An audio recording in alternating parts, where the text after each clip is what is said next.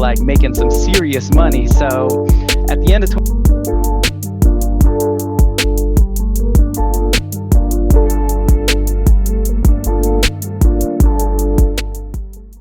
So welcome everyone, and welcome to the global call of the EVB Mastermind Celine.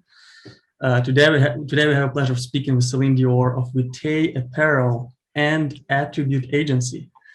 Celine has done some incredible things in the world of e-commerce. We don't really know her exact age, but we know she's under 30 because recently she's made the D2C business 30 under 30 list. So congratulations on that achievement, Celine.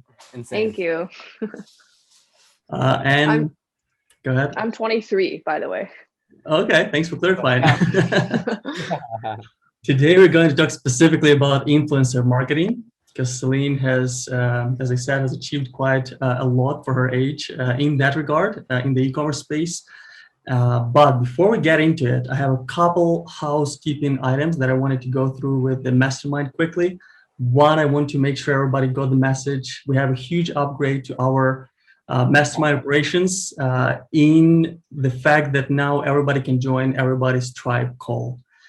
So check the details in the latest post. I'll send it here as well in the chat group. So if you don't know what I'm talking about, all the details are right there. So that's one. The second announcement is actually a question, first of all. How many of you guys are using PickFu? Raise your hand if you've used PickFu at least once. I think everyone has. Or like 100 times, actually. Okay, awesome. If you haven't and you want like a discount code, we do have PickFu in our resources. So here's another link for it. But the reason I asked you is on Monday, 7 p.m. Pacific, I will make an announcement about a crazy project that I'm working on with another partner, which is basically a better solution to the problem that PickFu's trying to solve. So like I'm super excited about doing this, and this is not an easy project for sure, but if you guys decide to join in that call, that's going to be just one once in a lifetime opportunity for you to become users at cost to us. Like there will, as long as you obviously sign up on Monday, right?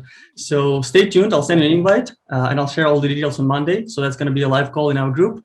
But now let's get back to the reason we all came together today. And this is the conversation about influencer marketing with Celine. So Celine, I'll let you introduce yourself properly first of all, and then we'll have some questions to go through. Cool. Thank you for the intro. Basically, I started Vitae when I was 18, 4.5 years ago. And I started off with building a community. So we built our brand ambassador program, and then slowly we started working with influencers as well. We didn't start running any Facebook ads until I would say properly last year. So before that, it's all kind of like organic social media marketing. So influencers, building our social media following on Instagram, and also working with like brand ambassadors. So that's kind of how we grew our brand. About me, I used to swim competitively, and I kind of found a problem in the market, and I wanted to design something that was functional yet fashionable. So I came up with my own designs and started looking for manufacturers in China. I also went to school there, so that was not too much of like a hard thing for me to do because I spoke the language. So I think that really helped me kickstart my business and my idea as well. But yeah, now here we are 4.5 years later. 30 under 30. Yeah. Made it. Thank you. Awesome. Cool. Awesome. Well, Celine, I appreciate the time. We kind of got together as a group, and we had some questions that we wanted to ask you. And I know that with your with the agency that you work with as well, I know you've worked with some Amazon brands as well. Mostly every single person here has a presence on Amazon. Some people are just getting started, but they have a presence through other e-commerce channels. So I say we just jump right into things here. The first question that we wanted to ask here was, how would you go about scaling on an Amazon brand using influencers, but with a limited budget? And then on top of that, to kind of probe, in terms of like, how do you budget and calculate the ROI of working with those influencers at the same time? I think that kind of goes into, making sure that you're functional on the front end, laying out all the costs to see if you're going to be able to get a good ROI, considering we're working with a lower budget here. Yeah. So for influencer marketing, I wouldn't say that it works for every single product. It really depends on your product. But I know for now, influencer marketing is gearing more towards micro influencers. So influencers that are like probably roughly um, over like 6,000 followers all the way up to like under 50K is like the range that people are working with now. For us, the best converting influencers are within the 50K to 120K range. They're still considered micro. Bigger ones are like 200K, 300K followers. We found that like that range of followers works the best because they're not like too big and they still have a relationship with their followers. When you're starting out with influencer marketing, I would go with influencers that have smaller following, so 6,000 to maybe like 20K. Those usually don't charge and they will accept like free product in exchange for like a post, a story swipe up. If you can set up affiliate code and link on your Amazon listing and provide them with that, you have a better way of tracking if their discount codes are getting used. And then you can also incentivize them saying, hey, you get like a percentage of commission for all the sales you make. That's kind of how we leverage as well. A lot of influencers, they want to charge upfront flat fee per post. For example, like $400 a post.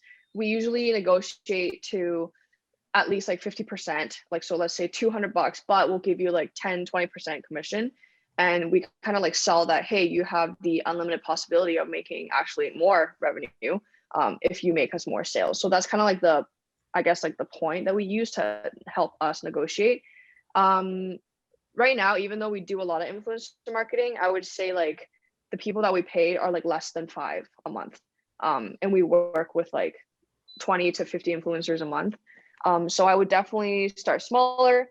And in terms of your product, if you have something that people are loving to share, even if it's not something that is easy to share, if you can put a story behind it to make them want to share the product, I think this is like something that you can do, which is like influencer marketing. Like for us, we sell like fitness apparel. People like love wearing it, taking gym selfies and sharing the product. So that really helps us. And for example, if you do like home organization and whatnot, people love showing like before and after, that kind of stuff. Just like make it shareable, even though it's not. I think it will really help. In terms of ROI, we mainly do D2C, like that's like 99% of our sales, but we use affiliate links and also a discount code. So it's easy to track on Shopify to see how many people like use their discount code, and right away it'll tell us like they generated like 5K in revenue or 20K or whatever. So that way we can kind of calculate our ROI directly. Keep in mind though, influencer marketing is pretty subjective, and it took us like a lot of trial and error to find the right niche of influencers. It's not like you send people like 20 product to 20 people and like 19 of them will convert. Like that's not the case at all. Like if you can find just like 2 or 3 that converts really well within the 20 influencers that you found, that's like a pretty good conversion. And also nowadays, Instagram and other social media platforms are quite saturated with influencers, I would say, because everyone's trying to like be an influencer and they like want free products, but like they don't really convert that well. So it's important to vet through them and make sure the influencer aligns like with your brand values or like the product you're selling and makes sense. Yeah. Cool. I'd love to learn a little bit more about like the last part that you talked about. Like, how do we know, or how do you go about vetting through somebody that to ensure that they align with your brand values? And then the other question I have as well. So that was question 1. Question 2 is, you talk about, make that product shareable. Are you telling your influencers what they should post, how they should feature it, or what's the best way of approaching a post if you're paying for it? Yeah.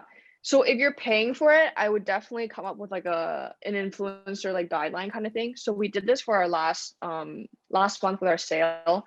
It's like the first time that we did it like more organized and like properly. And we're like, hey, here are some do and don'ts. Like we give them examples that we see from other brands and whatnot, and be like, okay, like if you post a review video telling like, because we sell clothes, it's really important to tell the right size. So say like, hey, this is my bra size, jean size, height, this is the size I'm wearing, how this fabric feels. Like, it's really important to describe the product because people can't see it, feel it, or try it on. So we give pointers to influencers and make it sound like, hey, if you cover these points, like it'll actually help you convert better for your discount code, right? It helps them too. In terms of vetting, so nowadays there's like fake likes, fake followers, engagement groups. Like there's so many of like those out there to help create like fake engagement. So I think it's important to look through the comments. For example, if they're in an engagement group, usually the same group of like girls or guys like comment on this post every single time. So if you just go through like a few posts and see like, oh, it's the same like 50 people that are commenting, then you know like none of those are real because they're just like in an engagement group. Likes is a little bit harder. You can buy fake likes, and fake like usually comes from like bot accounts. So if you like click on the likes and just kind of like briefly scroll, it will tell you. Otherwise, back I think 2 years ago, I used a tool called Hype Auditor.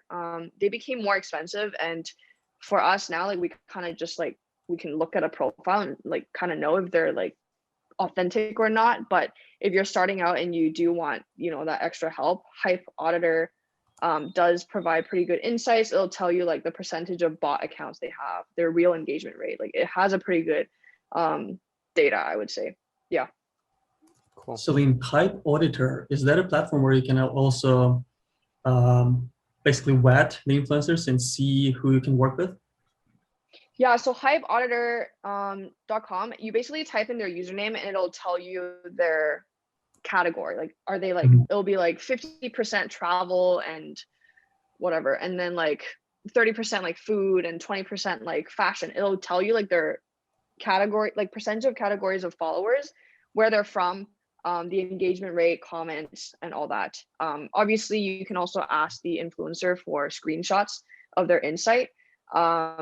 But yeah, I remember Hype Auditor used to be cheaper. Now it's more expensive. So for us, I was like we already kind of know, so it's not like worth it. But if you're starting out, you can like use that. I think they give free trial. Maybe you can try it out to see like how it does. But yeah, that tool is pretty helpful. Oh, that's awesome.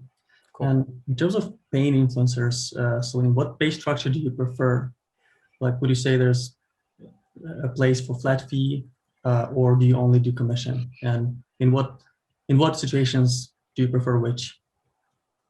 So for anyone that is a micro influencer, we pay commission only, and we give them a higher percentage, like 20% commission. Like I think that's fairly high.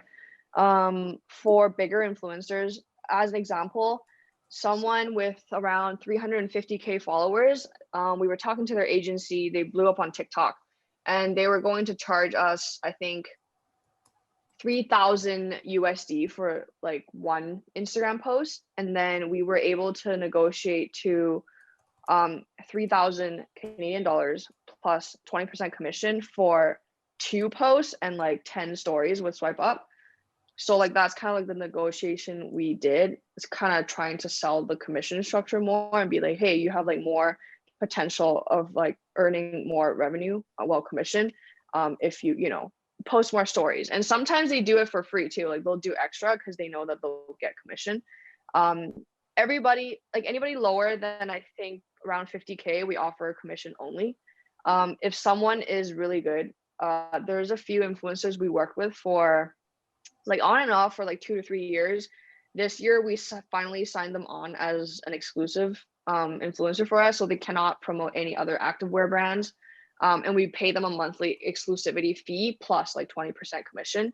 And usually that's lower because influencers, like the money they make does fluctuate. Like sometimes they get more brand deals, some months they get like 0, right? And then so they also want stability. So we were able to build a relationship with people that we've worked with for a few years now, and then we know they convert like all the time. And so we can negotiate like a lower monthly fee plus commissions and just like have like, let's say like 1 year agreement. So that's kind of what we do. That's pretty awesome. I'd love to learn a little bit more about, and this might be hard to track, but like posts versus stories, what's more effective? I imagine posts, are they up for a longer period of time, or do most influencers post it for 24 hours, take it down? I know stories last for 24 hours, but what do you find most effective if that's a measurable that you can actually track? I know that people watch stories a bit more now because it's like fast, and also Instagram's like algorithm is not the best right now for Instagram posts. I know they're trying to push more Instagram Reels videos because they see TikTok as their direct competitors, so they're trying to become more of that. Um, so Instagram story is also like mostly like video. People also obviously post photos, but video is the majority of Instagram stories, and we find that more um like better for us because they can direct if they have over 10,000 followers, the followers can just swipe up and like it'll go straight to our website versus if you see it in a post, you kind of have to like click on our profile and then go to our link in bio. It's just like more steps versus like, oh, I see like this girl trying this like legging on and it looks great. Like I want to shop right now. So I just swipe up. It's like way easier. Got it. Also, Instagram story is cheaper. So you can negotiate. For example, like the girl was charging 3,000 for a post. Like if I didn't want to do any posts, I would have done like $1,000 for like 6 to 8 Instagram stories plus commission. It also converts better. Cool. Yeah. Great point. That's awesome. Celine, you're referring to Instagram pretty much all the time right now. Would you say there's place for YouTube influencers or TikTok influencers? Do you see a raise in that at all? Or what's your experience so far with other platforms? Yeah, I think YouTube is a very good platform. We're slowly trying to get into it as well. The thing about YouTube is it is quite expensive. YouTube algorithm is way different, right? You can see videos that are from like 10 years ago still on top of the list of something you search. So that's why like YouTube is very valuable.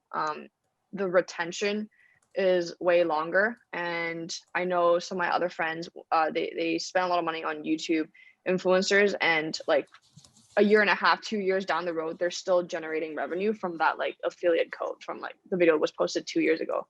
So YouTube is more expensive, different. We're definitely testing it out.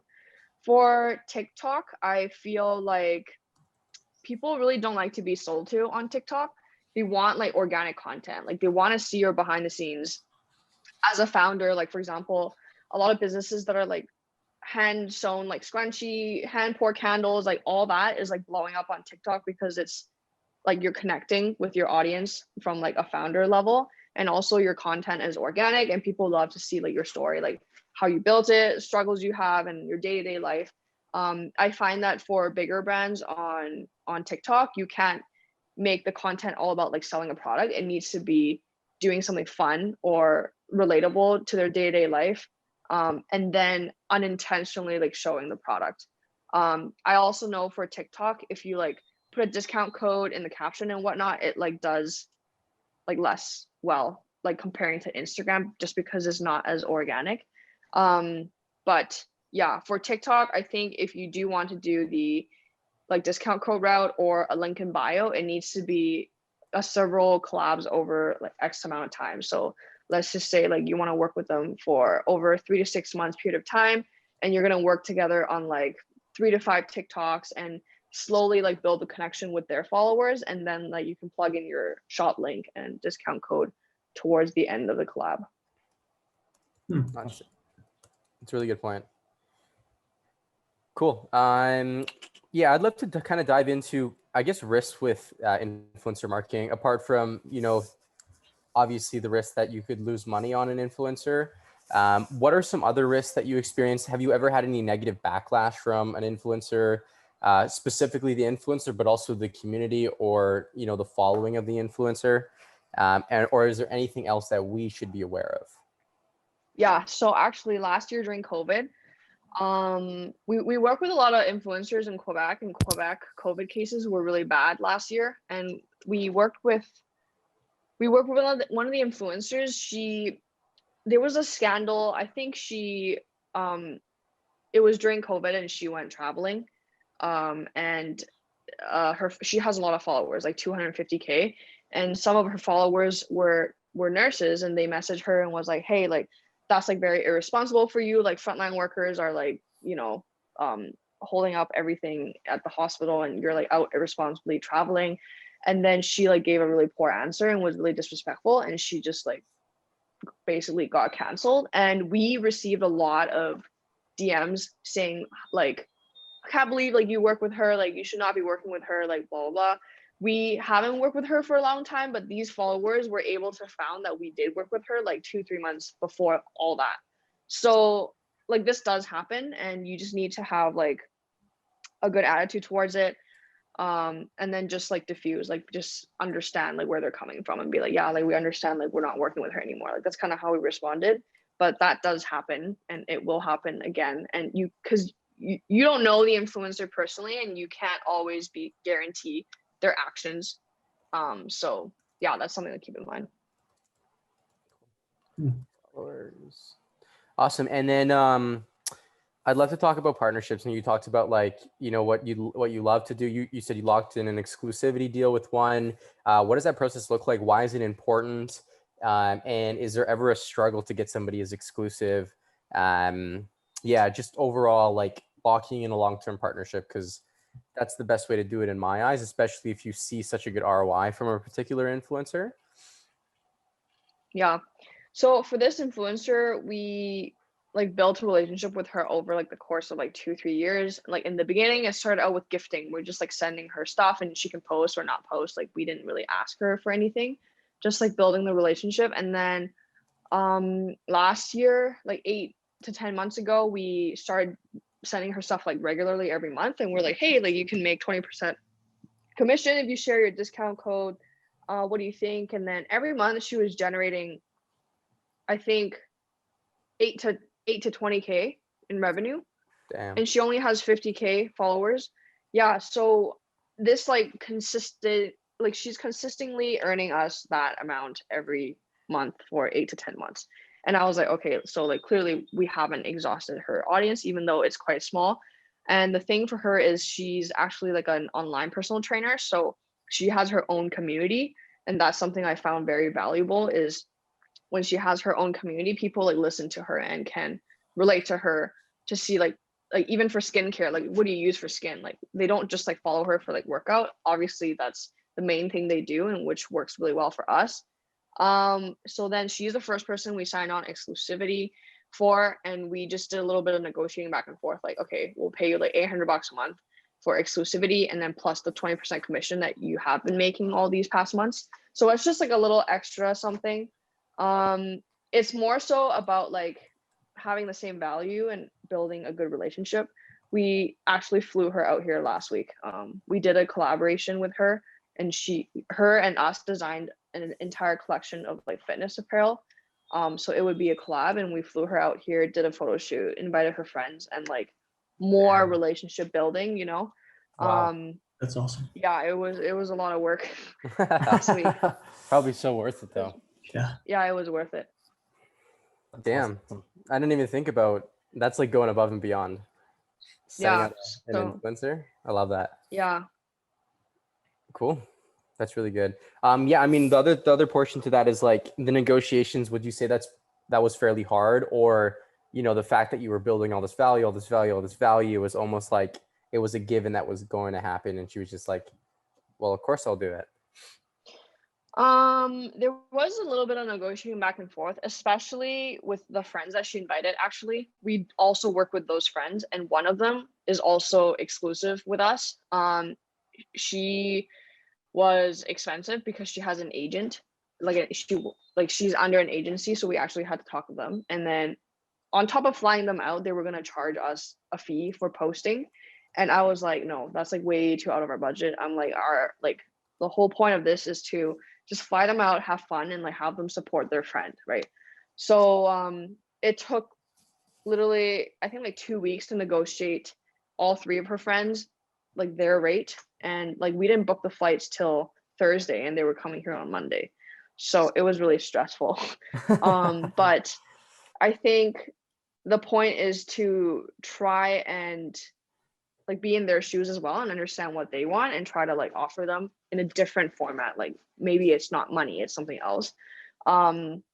for me, I always connect with influencers personally. Like I have all 4 of their like personal numbers, and I text them, and I also know that they're basically their own, like they're basically business owners, like they're their own brand, right? Yeah. So like I try and be there to help them whenever they need to. Like for example, if they want to host a giveaways for their followers, they're like, hey, like, do you want to like sponsor like some clothes? I'm like, yeah, sure, like just tell me what you need, like I'll do it. So it's all about like making that personal connection and really understanding them, and hoping that when it comes to talking about money, they will give you like a price break, which in this case, like they did. Cool. Yeah, that's awesome. Celine, I'm curious to know, other than just like Instagram and any kind of social platform, is there other ways or strategies that you use, or even platforms like specific websites that host just like a pool of influencers that you can contact, or is it pretty much just DMing people? We still do it manually. There's a software out there called Grin, but it was like way too expensive for us. For us, it makes more sense to just do it the scrappy way for now, until like we slowly build more. There are other platforms out there. I think one of them is called like Upfluence and whatnot. But for us, like we have a good strategy going on. Like if you find someone that's like worthwhile contacting, next to the follow button, there's just like an arrow on Instagram, and there's like a list of related accounts. Like you can just scroll through, and then it's just like you just go down this rabbit hole, and there's like so many influencers out there that you can contact. So yeah, we still do it manually. Yeah, I feel like if you're going on a site like this, they're most likely people that are definitely going to be wanting paid partnerships. I can assume that, and I can imagine with manual work, direct, it's just more personable at the end of the day. And what it sounds like, and I know that Andre's a big fan of this, but relationships beat algorithms at the end of the day here. So I think it's better to just build that partnership on the front end. It's only going to yield better results, better relationships, better partnerships down the road. So yeah, it is more work, definitely. Like I wish I could automate this, but like you don't get the same connection. Everything is like transactional in the apps, right? exactly.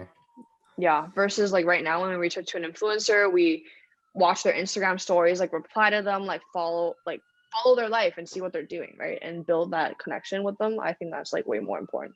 Yeah, I really like that explanation you gave us. Follow their life. How do you actually start that relationship? At what point do you talk about the business basically? Like, do you follow them for a while? Do you send them messages, comment on their stories and stuff? And then at some point you're like, hey, would you be interested? Is that how we approach it?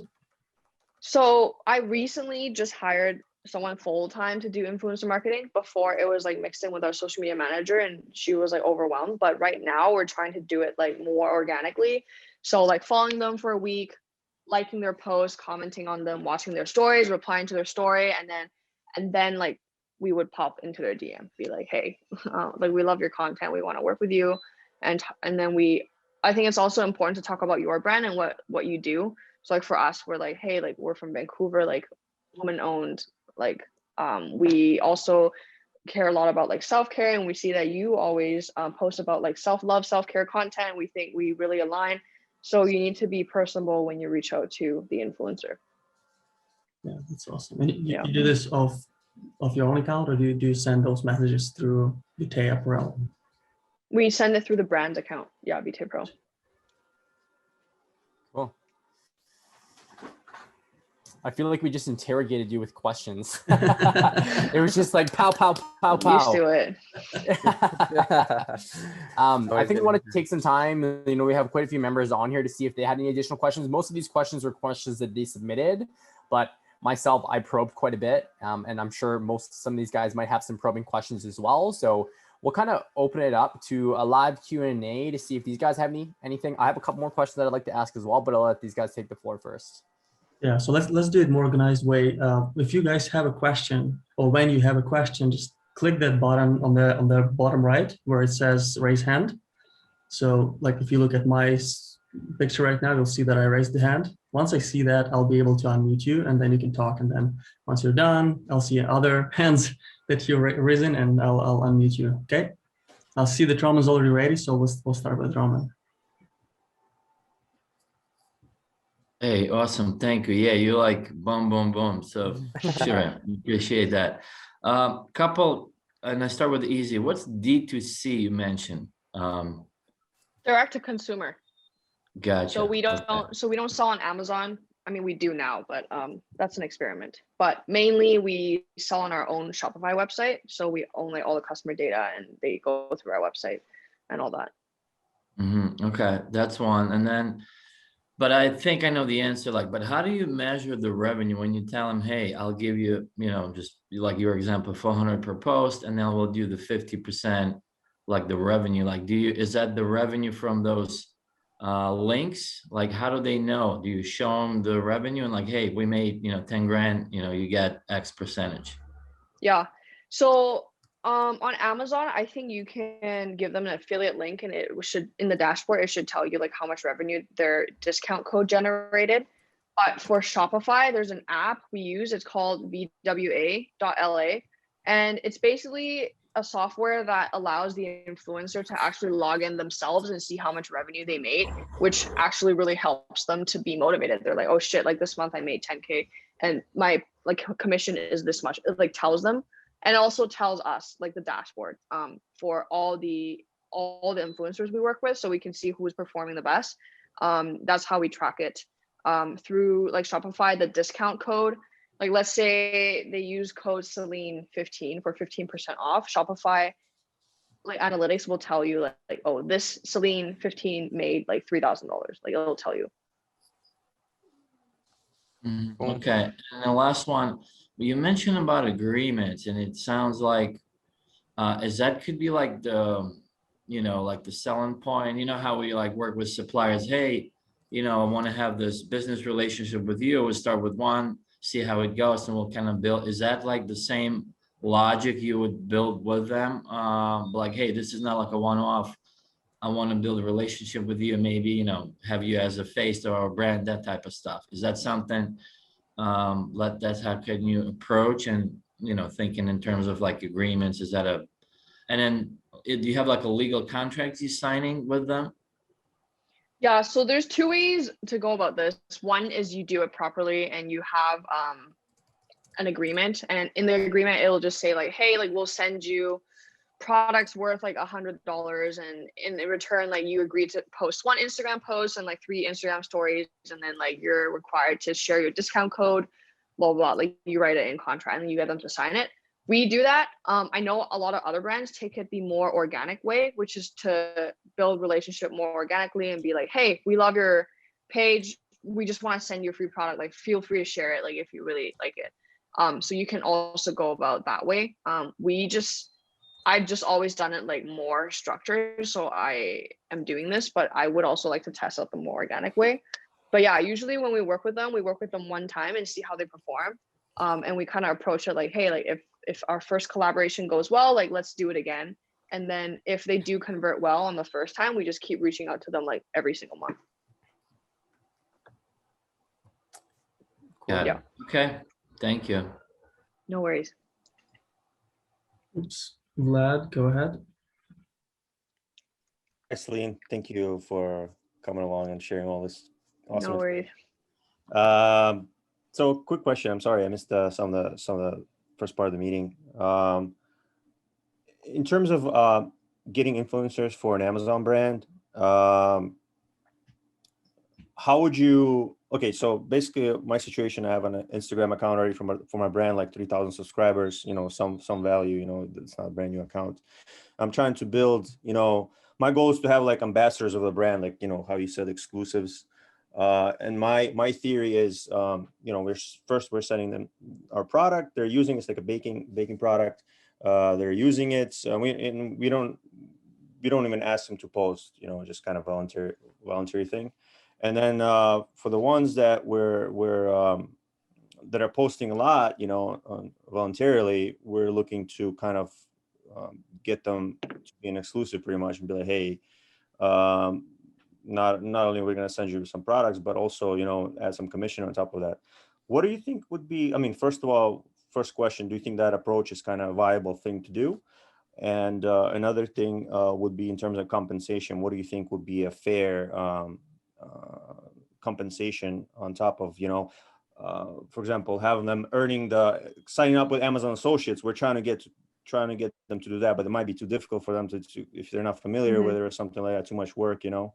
And you know, besides the Amazon Associates, if there's any other commission structure you would suggest for like smaller influencers, you know, 5 to 10K maybe followers, something like that. So that's what we're targeting right now. So these people have like 5 to 10K followers.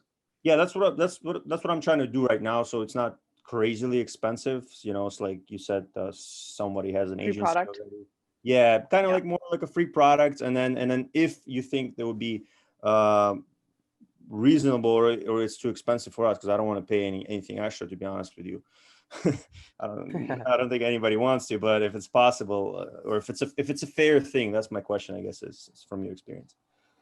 Yeah, so for me, I think 5 to 10K followers is like for our brand, it's quite small, but for like keep in mind on our Instagram, we have like over 200K followers. So it like looks like we're a bigger brand and people are excited to like work with us. And then when we do reach out to them, they're like, oh my God, I only have like 10K followers, but they want to work with me. For a lot of so for my agency, for some of our clients, they have smaller following. It is a little bit harder to be like, hey, like I don't want to pay you, but can you post? But then they only have, you know, like small, like 1,000 followers, for example. So it is harder. I would say right now, keep just sending free product. If you can, do like a one-time trial first before committing to like a longer term partnership. So for example, like if you see this like woman always creating like great content for you and you think that she would convert well, maybe like ask her like, hey, like, would you want to earn something extra? I know one of my clients, they sell on Amazon tea, they sell tea. And instead of doing they set up the affiliate code, but instead of paying them money, they give them an Amazon gift card. Maybe like that's an easier way. I don't know.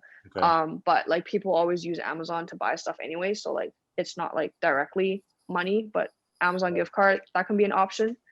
But I would test out a one-time collab first and see if they do convert well. And then you can like think about talking to her and committing to like a longer term partnership, if that makes sense. Yeah. Do you think it's too difficult to ask them to sign up for Amazon Associates? And you know, it's beneficial for them. Hey, you're going to have your own exclusive code. You're going to get commissions just from Amazon if people are going to go there and buy it. I know our clients set it up for them because it's so difficult. Okay. So, you Yeah. can set it up for them, huh? Interesting. Yeah. So you make it, and I don't know how because I've never done it, but our clients, they just set it up, and then like, so when we talk to our clients, we use like an Excel sheet, and we're like, okay, this influencer said yes, like, can you create a code for them? And then he would go into the back end and do it, and then pop the code in there, and then we'll communicate it back to the influencer. That's kind of how we do it. I'm not sure how you would create the code in the back Do end. you know if they log I don't in know. somewhere to, you know, where is the commission going to be deposited to them? So for that client specifically, he gives them an Amazon gift card. Otherwise, you can do PayPal. Like we use PayPal to give the commission back to the influencer. Okay. Yeah. Cool. Thank you. Appreciate it. No worries. Nick, I think you were next, so go ahead. Yeah. Everybody hear me okay? Yep. Yeah. Okay. Yes, sir. I've got a couple of friends / mentors, they're sisters. They've got a purely Shopify business and they built it on influencers. That said, their product it's direct to consumer. So they don't have Amazon eating a huge chunk of their revenue like I do. Mm-hmm. Plus their margins are pretty astronomical. I mean, for what cost them $10, they'll sell for $60 just because their designs are good and their marketing's good. So meanwhile, I'm selling basically a single product on Amazon for about $15, of which Amazon gets over 30%. Yeah. So do you think, I mean, do you think there's a place where influencer marketing probably isn't cost effective, or do you think there's room for it in anything? Very good question, actually. To be honest with you, so for my brand, our average order value is 140. So it's high, right? Like for example, if I just send a pair of leggings and a sports bra to an influencer, and even if I have to pay her like $50, like usually like we don't pay. So then even if she just makes one sale, I like make money. It covers my costs and it covers my shipping to ship to her, and I like make some, and I can give her commission. So like, yes, there is a point where it's like harder for you to be able to pick out a percentage to give as commission and to, send out the product and to pay for shipping. Like, you need to do some math and think like if it's worth it. If your product is sitting at like $15 for like MSRP, I wouldn't even bother paying any influencers like at all. Just like send it out for free product. If they post, great. If they don't, like whatever, you lose out on product like at cost. Right. So that's my take on it. Okay. Yeah. Thank you. Cool. Brian, you go next. Cool. Heard conversion rate quite a few times. Is there a specific metric that you look at in order to like, hey, I want to continue with this influencer moving forward? Or does it really depends on their audience size? It's really hard to track conversion rate because honestly, it can come from anywhere. Like Instagram doesn't track everything, neither does like Google Analytics. And also a lot of times when they're posting on their account, you need to like access their insights, which is not always like convenient because maybe they just don't reply you, they don't want to share it or something. So it's really hard. But yeah, the app we use, VWA.LA, does a pretty good job. It tells you like how many leads, how many sales, and you can kind of do the conversion rate. I think right now is on average sitting about like 4% to 6% through VWA.LA. But keep in mind, a lot of people don't click the link and they just go to Google and then search our brand and then type in the discount code. Then like there's no way of tracking that. For us, rule of thumb is if they're ROI positive, like we want to continue working with you. If they're not ROI positive, the only other way we would work with them is if they have really good content. Like if we can repurpose that content in our Facebook ads, email marketing, social media, or whatever other marketing channel, then we'll work with them purely because of content and that their content sells the product. Otherwise, like we won't continue sending them stuff because that's cost on our end too, even though we don't pay them. Cool. Yeah, that's the only question I had. What it sounds like is anything that can get you a positive ROI, whether that be revenue or positive ROI, even from things that you can repurpose. So I like that. I like that. Actually, I had one more question. You had chatted around, when being smaller, for example, Vlad only having 3,000 compared to you having 200,000, harder to attract people. Harder to attract people into giving them free product or sharing their posts. When you guys were small, were you guys doing influencer engagement? And if so, what were some of the things that helped you work through those challenges? Yeah, I think we started influencer marketing when we were around 3,000 followers as well. And what really helped us was to, like I said, like be a bit more organic and really building that relationship, like, like following them, commenting, interacting with them and liking their their posts and whatnot. And then like chatting with them and then be like, hey, like if you're interested, like we would want to like give you some items. If your cost is low and you can do gifting first. So you can just gift them product, no obligation to post and whatnot. Just be like, hey, we love your page and we love what you stand for. We want to support you. And like, we want you to try out this product and tell me your feedback. And you can take that route. And then, you obviously have a tracking number. You can see if they received it. It's important to follow up and be like, hey, like we saw you got your package. Like, how do you like it? Like, we would love some feedback. Like, we're a small business. Just play the small business card. And then people love to support small business and they can relate to you more. And then if they're like, yeah, I love the product, like they'll probably share organically. And if not, you can be like, oh, like, like we would love if you share on your story. If they do, then you can go back to them and work with them again and then propose like commission or whatever, or hey, we want to send you another product. Cool. Yeah. I like the small business card. I used to do that as a salesperson in corporate. I used to always say that I'm a new salesperson and it worked every single time.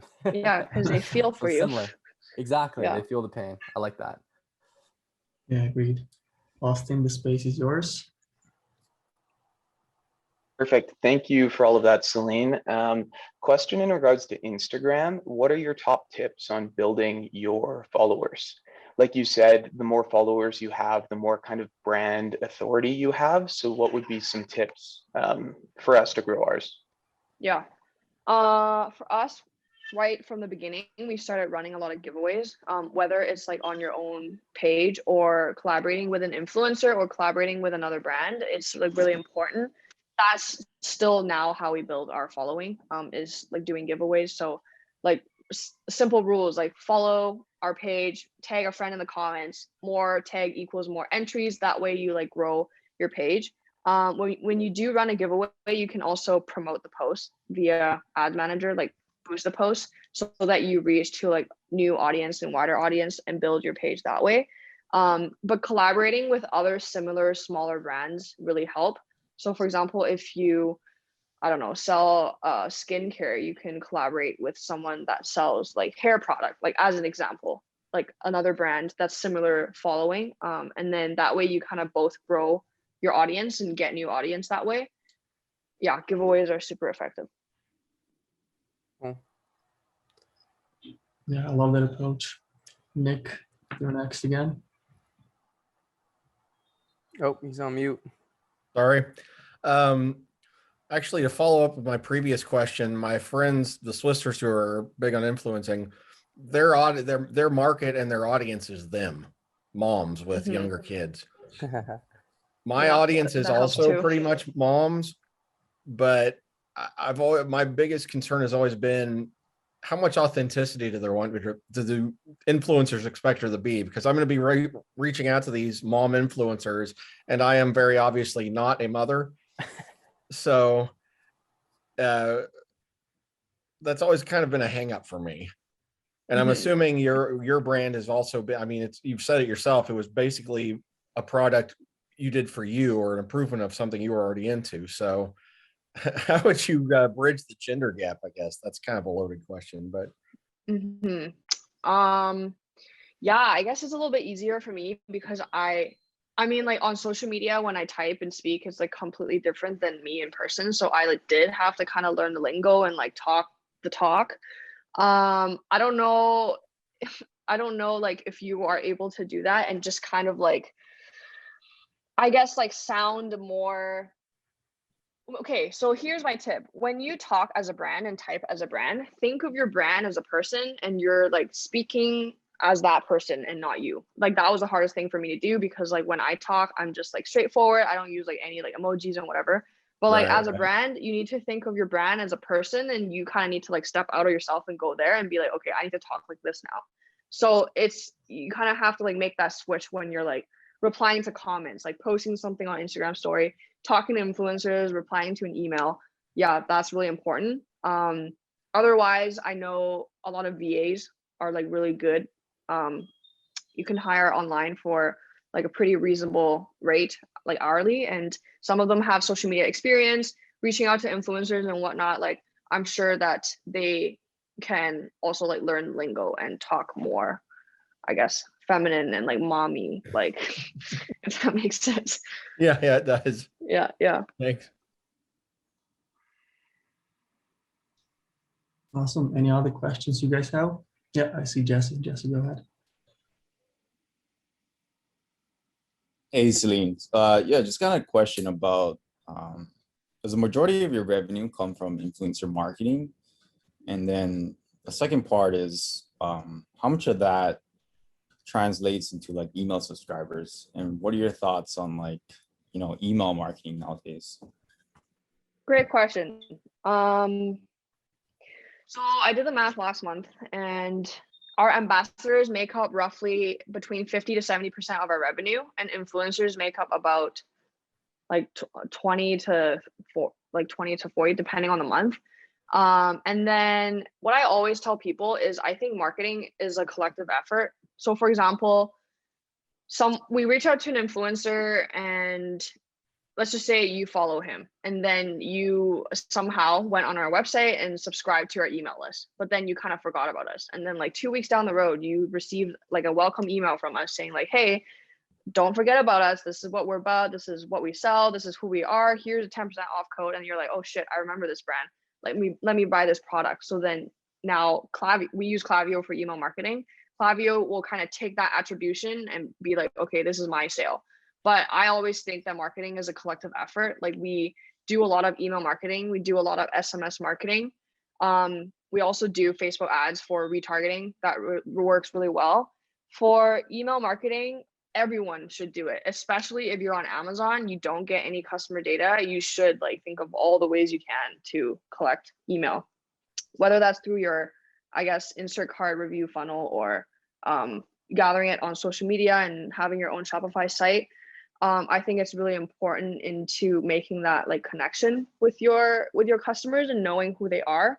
And yeah, the most important email flows for email marketing is the welcome flow, abandoned cart flow, and thank you flow for if you have Shopify. For Amazon, I think there's like other different ones, like the review funnel is really important. But yeah, we had the welcome flow first just to kind of tell people who we are, what we do. The abandoned cart flow, when they add to cart, forgot to check out, like we have a few 5 to 7 emails set up, automatically goes out, and try to convert them. The thank you email is, I think, the most important one because they just bought your product, and like the open rate is insanely high, like 50 to 70% open rate, because they just bought your product. Like they're gonna open your email because they think it's like about the product, and this is like your time to either like upsell them on something or add them to like a private Facebook group where you build a community. But email marketing is really important, and SMS marketing is equally important. Yeah. Awesome. Thanks.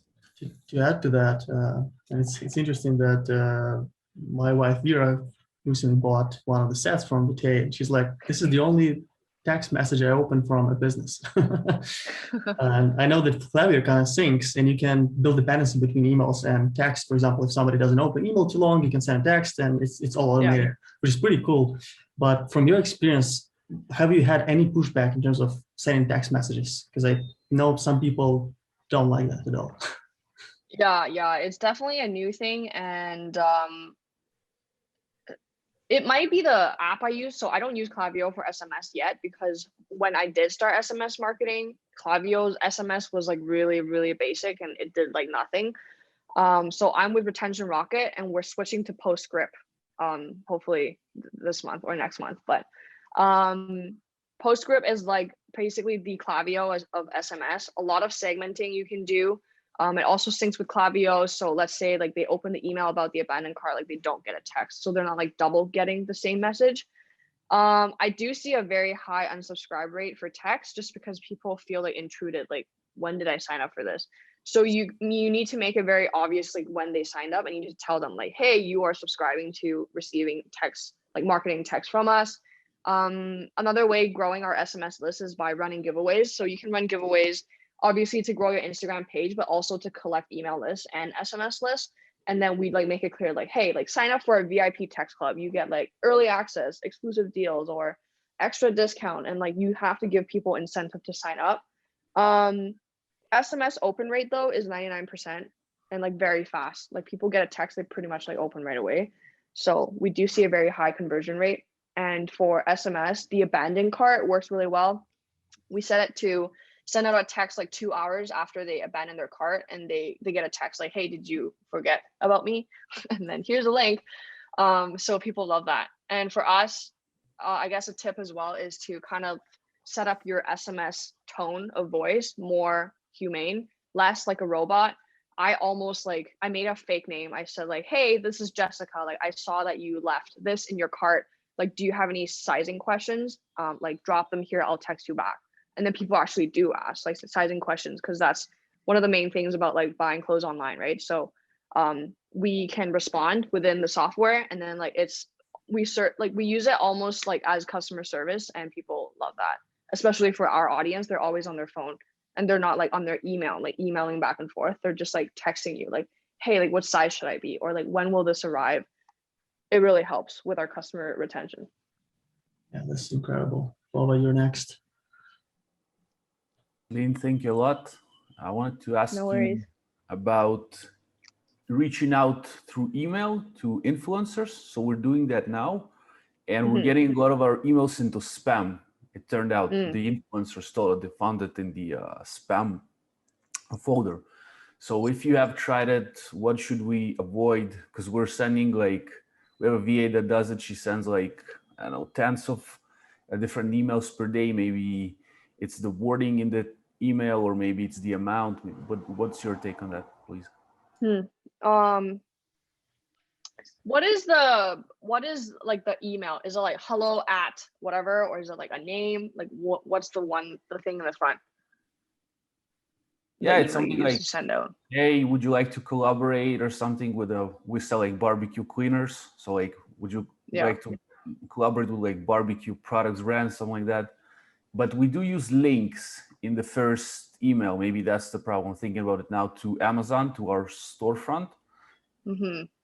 So Yeah. So for our emails, it's plain text, and the email we send out is like something. It's not like Celine@vtapro.com. It's like contact@vtapro.com. So it looks a little bit more like legit, kind of like customer service almost. So maybe I don't know like what the thing is in the front. Like, is it like PR at whatever, or like hello at customer service at, you know? So maybe pick something that's a little bit more like seem more legit, and then use plain text. And I think keep it short for the first email. What we always do is we do email and DM, like always we do both for every single person, because we also have issues where sometimes Google or Yahoo just flags it as spam, but at least they see it in the DMs. And then if they don't see it in the DM, sometimes we'll comment as well and be like, hey, like we'd love to work with you, like check your DM. Like if we really, really are desperate, we would do that. But most of the time we keep it organic, just interact with their posts, interact with their stories, and then send them a DM and send them an email. In the DM, you could be like, hey, we sent you an email. So the DM, you can keep it short and sweet, and then just redirect them to email, or you can summarize what you said in the email and resend it through DM as well. all right, thank you very much. No worries. Yeah, very nice. Roman, did you have another question or not anymore? No, I think it's more around, I'm thinking, does that matter when you like physically send an email versus it go through like a funnel, automated funnel, right? Like I'm thinking, is like Google smart enough to catch that? Maybe that's what's doing that, right? Versus you just type in 10 emails, or you kind of put it through the funnel. Yeah. So all the emails we send through are like manual. Like we have the same kind of template every email, but we switch something out to make it more personalized. Like, hey, I don't know, recently saw that you're back into the gym. Like, we think we would like love to work with you or whatever. Something a little personal, and then the general template is pretty much the same. But yeah, we type it out like manually, like not through Klaviyo or automatic emails. Yeah, gotcha. Okay. Yeah. Yeah, I love that advice. Anything I've been doing outside of standard templates, anything that would be specifically catered to that person I'm trying to reach, works like magic. They can see it, they can feel the care, right? So yeah, definitely goes a long way. If nobody else has any questions for the last minute, I'll have one to Celine. So cool. the last chance, guys. Nobody, go. Celine, what's the best book you read recently that would be directly impactful for an e-commerce entrepreneur? Oh wow. Okay, recently I've been reading a lot of team building books because we're growing and we just did a huge hiring round, so that's like what I've been reading. But I think for e-com, there was this book I read. What's it called? I still think this is applicable even though you're not growing. It's called Who Not How. It's about how to make your life more efficient and who to hire to help to make your life more efficient. Yeah, you have it too. I see it. Yeah, I read that book. Love it. It's short too. Like the letters are huge in each page, so you feel like you read a lot, but you really didn't. And then I think that it's applicable for people in any stage of business. Like in the beginning, I wish I hired a VA like earlier, but I didn't. I like did everything myself. So I think it's important to make your life more efficient and work on something like you are really good at instead of trying to like scratch your head out and like work through it. You can easily hire a VA to do it for you. Yeah, 100% agreed. Well, Yeah. from the EBV Mastermind, I want to thank you for your time and sharing all the knowledge. And I want once again to commend you for not only achieving all those achievements and awards and building such an amazing business, but also being willing to share what you learned as you were building that business. It's very much appreciated. You're always welcome to join us in any capacity, and you can always rely on us to support your businesses as well. Thanks, Celine. Cool. Thank you so much for having me. Yes, Thank thanks. you. For Thank you. Thanks. Thank you. Thanks, guys. Thank you. Bye. All right, guys. Bye.